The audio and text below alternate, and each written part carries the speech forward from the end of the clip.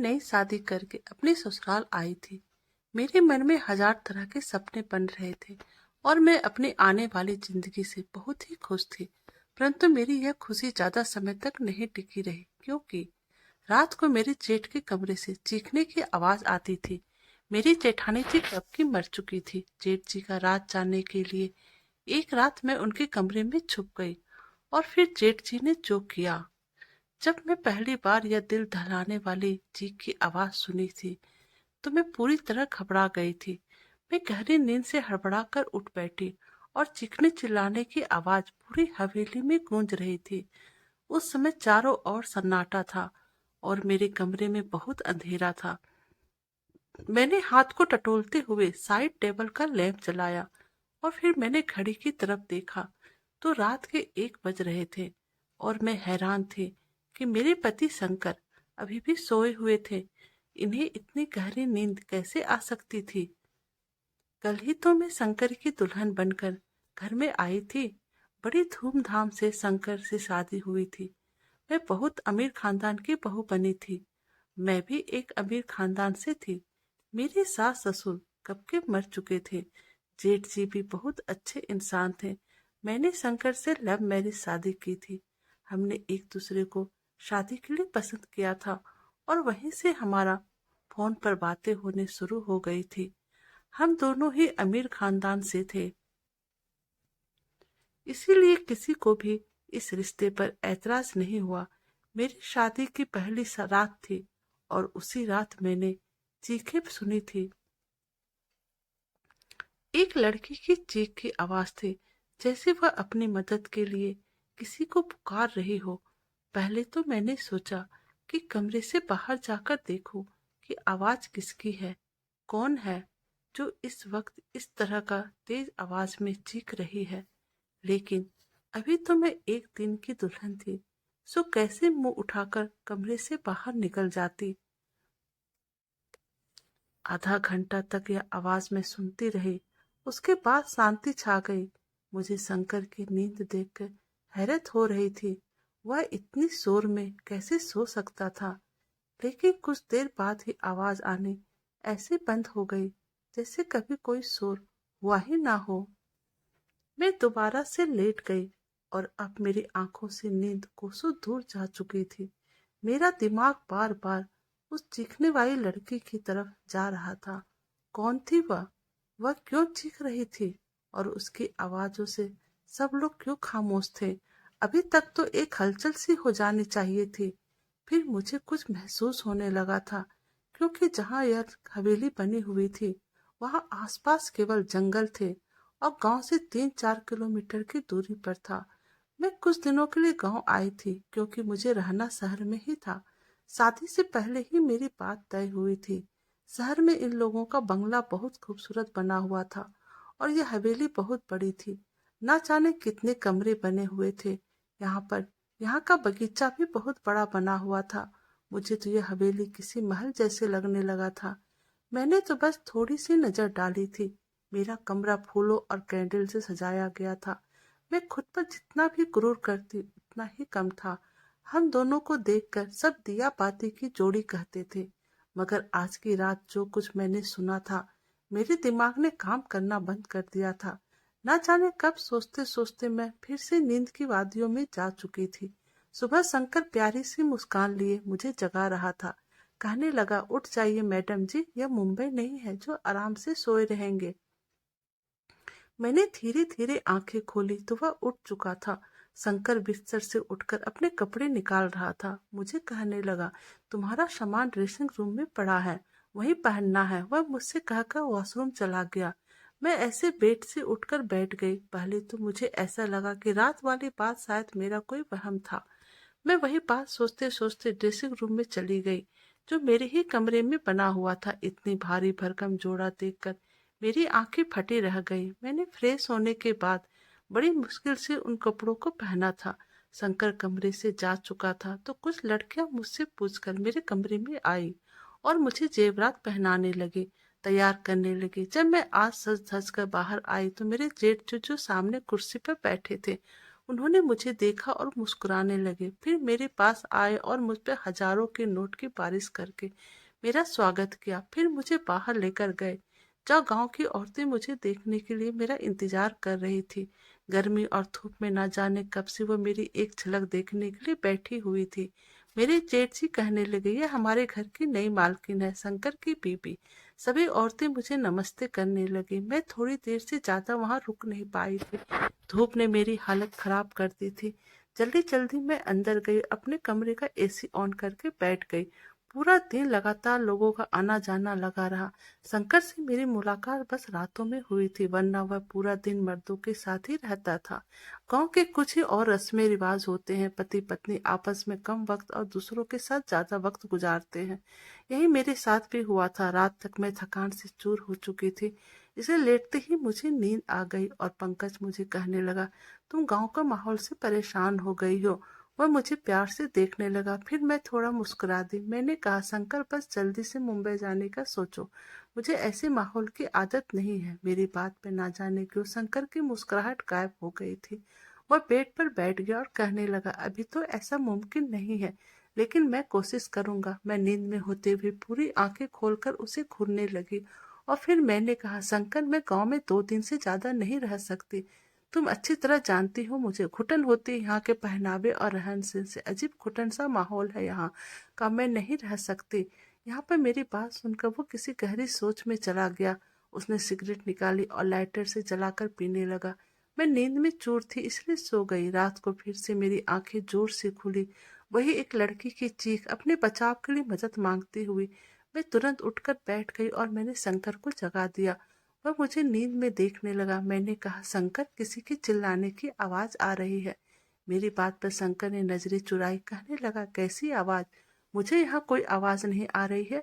मैं उसकी यह बात सुनकर हैरत हो गई। यह कैसे मुमकिन था? मुझे तो लड़की की चिल्लाने की आवाज आ रही थी, लेकिन शंकर को नहीं आ रही थी। मैंने हैरत से शंकर की तरफ देखा। मैंने कहा कि लड़की की आवाज तुम्हें नहीं सुनाई दे रही है? वह कहने लगा, नहीं, मुझे कोई आवाज सुनाई नहीं दे रही है और मुझे नींद आ रही है, मुझे परेशान मत करो। यह कहकर वह फिर से सो चुका था और मेरा डर से बुरा हाल था। क्या यह आवाज सिर्फ मुझे ही सुनाई दे रही है? इसका मतलब कोई भूत प्रेत? यह सोचकर मैं कांपने लगी। डर की वजह से मैं शंकर से चिपक कर लेट गई। मेरा दिल जोर जोर से धड़क रहा था। अब तो मुझे इस हवेली में एक दिन भी नहीं रुकना था। मुझे तो भूतों से बहुत डर लगता था। अगली सुबह मैंने शंकर से शहर जाने की जिद करनी शुरू कर दी। मैंने कहा, मुझे वापस मुंबई जाना है, मुझे डर महसूस हो रहा है। मुझे 2 दिन से यहाँ किसी के चिल्लाने की आवाज सुनाई दे रही है, जैसे कोई लड़की मदद के लिए पुकार रही हो। मैं यहाँ नहीं रह सकती। डर की वजह से ऐसा लग रहा था जैसे मैं अभी अभी रो दूंगी। और शंकर मुझे ध्यान से देख रहा था।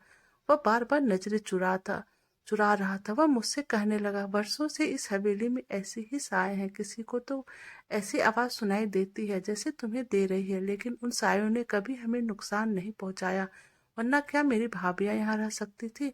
मुझे शंकर की किसी भी बात से चैन नहीं मिल रहा था। मुझे बस मुंबई जाने का इंतजार था। सुबह नाश्ते के वक्त मेरे जेठ जी ने शंकर से पूछा, तुम मुंबई वापस कब जा रहे हो? यह सुनकर शंकर के चाय का कप हाथों में ही रह गया था, लेकिन मैं दिल ही दिल में खुश हो रही थी कि किसी को तो हमें गांव से मुंबई भेजने का ख्याल आया। शंकर ने कहा, भाई, जो आपका आदेश। शंकर ने बहुत ही मुश्किल से यह बात कही थी। वह अपने बड़े भाई से बहुत डरता था। जेठ जी कहने लगा, आज शाम तक तुम मुंबई जाने की तैयारी करो, वहां के काम जाकर देखो। मैं तो खुशी के मारे फूली नहीं समा रही थी। मैंने जल्दी से चाय खत्म की और कुर्सी पीछे खींचकर खड़ी हो गई तो मेरे जेठ जी मुझसे कहने लगे, बहू, आज तुमने नाश्ता ठीक से नहीं किया। मैंने कहा, मुझे अपनी और शंकर की पैकिंग भी करनी है, शाम तक जाना है तो टाइम लग जाएगा। मेरी बात सुनकर जेठ जी शंकर को घूरने लगे और कहने लगे, तुमने बहू को यह नहीं बताया कि अब वह यहीं रहेगी? यह बात सुनते ही मेरे दिल को धक्का सा लग गया और मैं शंकर की तरफ देख जा रही थी। वह कहने लगा, मैं भूल गया था भाई। मेरे जेठ जी फिर मुझसे कहने लगे, बेटा, तुम हमारी इज्जत हो, हमारे घर की औरतें हवेली से बाहर कदम नहीं रखती, तुम यहीं रहोगी। मुंबई शंकर जाएगा। यह सुनकर मैं दंग रह गई थी। शंकर ने पहले यह बात क्यों नहीं बताई? उसने यही कहा था कि कुछ वक्त मुझे गांव में रहना पड़ेगा, फिर वह मुझे अपने साथ मुंबई ले जाएगा। मैं गुस्से से उठकर कमरे में चली गई। मुझे झूठ बोला गया था। कुछ देर बाद ही शंकर कमरे में आया। मैं रोने लगी। मैंने कहा, मुझे इस भूत बंगले में नहीं रहना। तुमने मुझसे झूठ कहा कि हम मुंबई में रहेंगे। तुम अपने भाई से जाकर बता दो। मेरी बात सुनकर वह मेरे पास आकर बैठ गया और बहुत ही प्यार से बोला, मैं तुम्हें अभी मुंबई नहीं ले जा सकता। बस तुम कुछ दिन यहाँ रह लो और वैसे ही रहो जैसे यहाँ की औरतें रहती है। मैं तुम्हें मुंबई लेकर जाऊंगा। मैंने कहा, मैं तुम्हारे बिना यहाँ नहीं रहूंगी। रात के वक्त तो चीखों की आवाज मेरी जान निकाल देगी। मुझे बहुत डर लग रहा है। वह मुझसे कहने लगा, तुम चीखों पर ध्यान मत दो। वह जो भी है तुम्हें कुछ नहीं करेगी, ये मैं तुमसे वादा कर सकता हूँ। तुम बस कमरा लॉक रखना और रात को बिल्कुल भी बाहर मत निकलना। शंकर की बातों ने मुझे बहुत ज्यादा डरा दिया था। मैंने कहा, मैं अकेली रात को इस कमरे में नहीं सो सकती। शंकर कुछ देर तक सोचता रहा, फिर कहने लगा, ठीक है, मैं भाई से कहकर एक नौकरानी का इंतजाम करवा दूंगा। वह तुम्हारे साथ इस कमरे में सो जाया करेगा। लेकिन तुम बस यही कोशिश करना कि भाई को तुमसे कुछ शिकायत ना हो। मैंने इस बात पर सर हिला दिया। शंकर शाम को मुंबई के लिए निकल चुका था और मैं अकेली रह गई। रात को मेरे साथ एक नौकरानी मेरे कमरे में सोने लगी थी। वह जमीन पर अपना बिस्तर बिछा दी और लेट जाती थी। रात को जब चीखों की आवाज आती तो मेरी आंखें खुल जाती। मैंने महसूस किया कि जिस वक्त चीखों की आवाज आती थी वह नौकरानी भी करवट बदलने लगती थी। मुझे यह शक होने लगा था कि शायद वह भी उस आवाज को सुन सकती है। कई बार मैंने उस नौकरानी से चीखों के बारे में पूछा तो उसके चेहरे का रंग उड़ जाता और डर जाती। फिर ना मैं सर हिलाने लगती थी और कहने लगती थी, मैंने ऐसी कोई आवाज नहीं सुनी है। मैंने उसके डर से यह अंदाज लगा लिया था कि कहानी कुछ और ही है, इसलिए कहा कि मैं जानती हूँ कि वह आवाज तुम्हें भी सुनाई देती है। मेरी बात सुनकर वह मेरे सामने हाथ जोड़ने लगी और कहने लगी, इस बात का जिक्र हवेली में किसी से ना करना वरना बहुत बुरा होगा। उस नौकरानी की बात सुनकर मुझे जानने की चाहत होने लगी थी। आखिर मालूम भी तो हो यह सारा माजरा है क्या। मैंने रात में जब चीखों की आवाज सुनी तो यह ठान लिया सच्चाई क्या है, इसका पता लगाकर ही रहूंगी। कहीं न कहीं मुझे यह यकीन हो चुका था कि मामला भूत प्रेत का नहीं है। रात को चिल्लाने की आवाज सुनकर मैं उठकर खड़ी हो गई और दबे पांव अपने कमरे के दरवाजे पास आई और मैंने धीरे धीरे से दरवाजा खोला। मुझे वह आवाज ऊपर की मंजिल से आ रही थी। मैं धीरे धीरे से चलते हुए ऊपर पहुंची। मुझे वहां से आवाज और भी सुनाई देने लगी। जब मैं आवाजों के पीछा करते हुए आगे बढ़ी तो सामने का कमरा देख मेरे होश उड़ गए थे। यह तो मेरे जेठ जी का कमरा था जहां से लड़की की चीखों की आवाज आ रही थी। मेरे चेहरे का रंग उठ चुका था। मैं वापस नीचे आ गई। अपने कमरे में आकर अपने दिल की धड़कनों पर काबू पाने की कोशिश करने लगी। मेरे जेठ जी कमरे से आ रही आवाज में सोच भी नहीं सकती थी। वह ऐसे भी कर सकते हैं। उनकी बीवी भी जिंदा नहीं है और उन्हें दूसरी शादियां भी नहीं की थी। दुनिया के सामने वे कितने महान थे। वह आवाज में खुद से बातें करने लगी। मेरे दिल में उनकी बहुत इज्जत थी। मैं उनके बारे में इस तरह से सोच भी नहीं सकती थी। मेरी आंखों से आंसू बहने लगे और मैं अपने बेड पर बैठकर रोने लगी। मेरे जेठ औरतों के साथ, नहीं नहीं, ऐसा कैसे हो सकता है। गाँव वाले तो उनकी बहुत इज्जत करते। फिर यह सब क्या था। यह कौन सा उनका रूप था जो आज मैंने अपनी आंखों से देखा। मैंने पूरी रात जागते हुए काटी थी क्योंकि मैं उनके बारे में ऐसा सोच भी नहीं सकती थी। वे सुबह नाश्ते पर बैठे मेरी आंखें देखकर चाय पीते हुए कहने लगे थे, शंकर ने फोन पर बात नहीं की मेरी बहू से, तभी रो रो के आंखें सूज गई है। उनकी बातों पे मैंने कोई जवाब नहीं दिया। वो खुद ही मुस्कुराने लगे और फिर बोले कि शंकर वहाँ बहुत बिजी है, शायद इसीलिए फोन नहीं कर पाया। मैंने उनकी बातों को कोई जवाब नहीं दिया। आज तो उनकी शक्ल देखने का भी दिल नहीं कर रहा था। कैसा दोगला इंसान था। दिन में कुछ और रात में कुछ और। रात को सारी बातें सोचने के बाद मेरा शरीर कांपने लगा था। मैं सोच चुकी थी अब इसका पर्दाफाश करके ही रहूंगी, लेकिन मैं नहीं जानती थी कि मैं अपने लिए कितनी बड़ी मुसीबत खड़ी करने जा रही हूँ। रात को जब मैंने वही आवाज सुनी तो मैं फिर उसी कमरे के पास चली गई और कमरे में से देखने लगी। वहां एक 15 साल की लड़की थी जो गांव की लग रही थी। उसके चेहरे से उसका दर्द साफ पता चल रहा था। वह हाथ जोड़कर अपनी इज्जत की भीख मांग रही थी, चीख रही थी, चिल्ला रही थी। लेकिन मेरे जेठ जी ने बड़ी बेदर्दी से उसका दुपट्टा उतार फेंक दिया था। मैं उससे ज्यादा नहीं देख सकती थी। वापस पलट आई। कैसे भी करके मैंने वह रात काटी। सुबह होते ही मैंने शंकर को फोन किया। मैंने कहा, तुमने मुझसे बहुत बड़ा झूठ बोला। तुमने कहा हवेली में आत्माएं हैं, जबकि ऐसा कुछ भी नहीं है। वह आवाज गांव की मासूम लड़कियों का है जो तुम्हारे पिता जैसे भाई उनको हवस का निशान बनाते हैं और मेरे मुंह में जो जो आ रहा था मैं सब शंकर को कह दिया। मेरी बात सुनकर वे गुस्से में आ गए और कहने लगे, अपनी जुबान को बंद रखना जैसे हवेली के सभी लोग रखते, वरना तुम्हें मेरे भाई की ताकत का अंदाजा नहीं, जान से मार डालेंगे वह तुम्हें। मैं शंकर की बात सुनकर हैरान थी। ये मतलब अपने भाई के बारे में वह सब पहले से ही जानता था और वह भी मिला हुआ था इस सब में। मैंने फोन बंद कर दिया। बुराई होता देखकर मैं ऐसे चुप नहीं रह सकती थी। मुझे बस एक सबूत चाहिए था, क्योंकि यहाँ ऐसा कोई नहीं था जो जेठ जी के खिलाफ भी बोलता। इसलिए मैंने रात होने से पहले ही बीमारी का बहाना बनाया और अपना कमरा लॉक करके अपने कमरे में बंद हो गई। मैं जानती थी कि जेठ जी कब ऊपर जाते, इसलिए मैं अपनी पिछली खिड़की से बाहर निकली और पाइपलाइन के सहारे ऊपर की तरफ पहुंच गई। जेठ जी के कमरे के बाहर की खिड़की उस वक्त खुली हुई थी। मैं उस खिड़की के जरिए उस कमरे में पहुंच गई। उस कमरे को किसी दुल्हन के कमरे की तरह सजाया हुआ था। मैं उस खिड़की के पास एक कोने में छिप गई। रात के 1 बजे मेरे जेठ जी उस कमरे में आए, सामने सोफे पे बैठ गए। कुछ देर बाद उसका नौकर शराब की बोतल लेकर आया और सामने टेबल पर रख दिया। मैंने अपना मोबाइल का कैमरा ऑन कर दिया। कुछ देर बाद एक 14 साल की मासूम सी लड़की उस कमरे में आई। वह चिल्ला रही थी और बार बार यह कह रही थी कि उसे घर वालों के पास जाना है, मगर उस लड़की को कमरे के अंदर धकेल कर कमरा बंद करके चला गया। जेठ जी एकदम आराम से सोफे पर बैठ गए। उस लड़की का तमाशा देख रहे थे जो बहुत ज्यादा रो रही थी, दरवाजा पीट रही थी, अपने बचाव के लिए मदद मांग रही थी, जिसकी चीख हवेली की दीवारों से गूंज रही थी। वहां के लोग हो रहे अत्याचार पे बिल्कुल खामोश थे। वो लड़की जब दरवाजा बजाकर थक गई तो जेठ जी के पास आकर हाथ जोड़कर कहने लगी, साहब मुझे छोड़ दो, मुझे जाने दो, मैं तुम्हारी बेटी की उम्र की हूँ, मुझ पर तरस खाओ। उसकी बात सुनकर जेठ जी गुस्से में आ गए और उसके बाल पकड़कर भरी नजरों से देखते हुए बोले कि नीच जात की लड़की, तेरी इतनी हिम्मत कि तू मेरे सामने जुबान चलावे। तुझे मैं बताता हूँ मेरे सामने जुबान चलाने वालों का क्या अंजाम करता हूँ। यह कहकर उसने उस लड़की को बड़ी जोर से जमीन पर पटका था। फिर उसकी गर्दन पर अपने पैर से मारने लगा। उसके दर्द से बिलबिला उठी और मैं यह सब देख नहीं पा रही थी। न जाने कैसे मैंने खुद को काबू में रखकर खुद खड़ी होकर यह सब देख रही थी। फिर मेरे जेठ ने उस लड़की को पकड़कर बिस्तर पर पटका, अपना सिगरेट जलाकर जैसे उस लड़की के चेहरे पर लगाया, लड़की के साथ साथ मेरी भी चीख निकल गई। जेठ जी तुरंत ही वहां से पीछे हटे। वो मेरी चीख सुनकर समझ गए कमरे में उस लड़की के अलावा भी कोई है।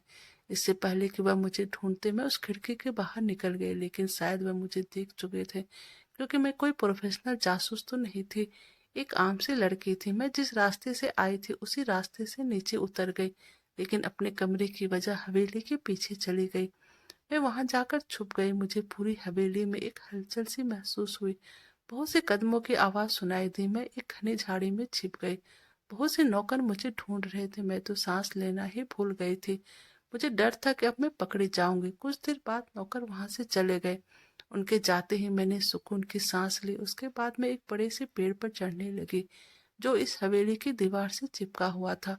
उस पेड़ पर चढ़कर मैंने दीवार की दूसरी तरफ देखा तो एक घना जंगल था। मैं वहां कूद गई कि मैं उस जंगल को पार करने के बाद कहाँ पहुंच जाऊंगी, लेकिन मैं लगातार भाग रही थी। सुबह तक मैं भागती रही। जैसे ही हल्की हल्की रोशनी आई मैं सड़क पर पहुंच चुकी थी। उसी वक्त एक बस मुंबई जाने के लिए वहां से गुजर रही थी।